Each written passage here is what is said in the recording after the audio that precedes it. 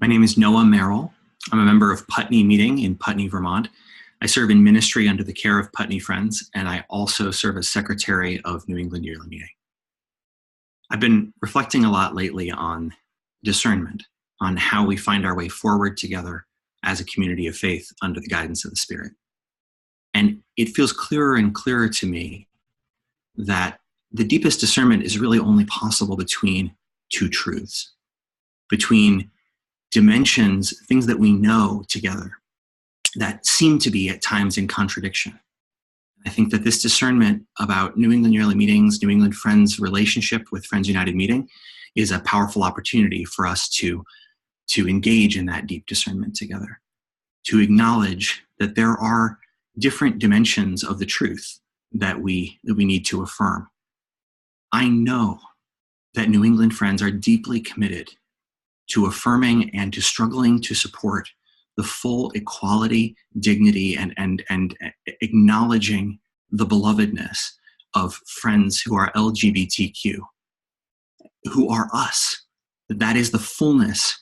of who we are as friends, the way that God makes God's self manifest among us through the many different varieties of sexuality and gender identity and ways that we are in the world. And I also know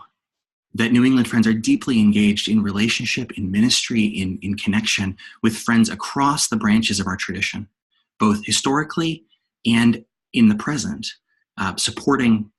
vital ministry in many different places. And that strikes at some of the dynamics and the discernment related to Friends United Meeting. So how do we hold that in and live in that dynamic tension where it seems like there are no clear ways forward? I recognize that that's not something that's unique to our discernment in relation to our withholding and our relationship with Friends United Meeting, that it's present in so many parts of our lives. It's present in the questions about our relationship as local meetings to the yearly meeting, the discernment of our much wider body about how we move forward together, and the discernment that happens in our local communities.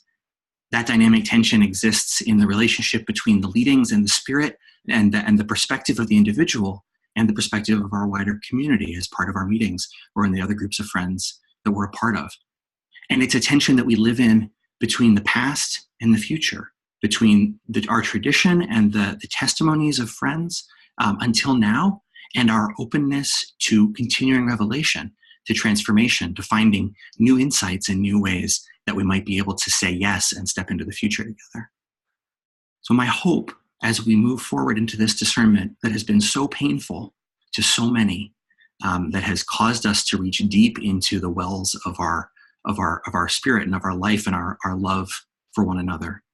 that we will be able to acknowledge those truths, to listen deeply to one another, to name those truths, and then in the places where it seems that there's no way forward, that we can open ourselves together to the guidance of the Spirit. That's my prayer for our time as we step forward together toward August, and as we continue, not just in this discernment, but in all aspects of our lives, that we might find that openness to be led together to the place beyond all the contradictions, to the place where the Spirit can lead us.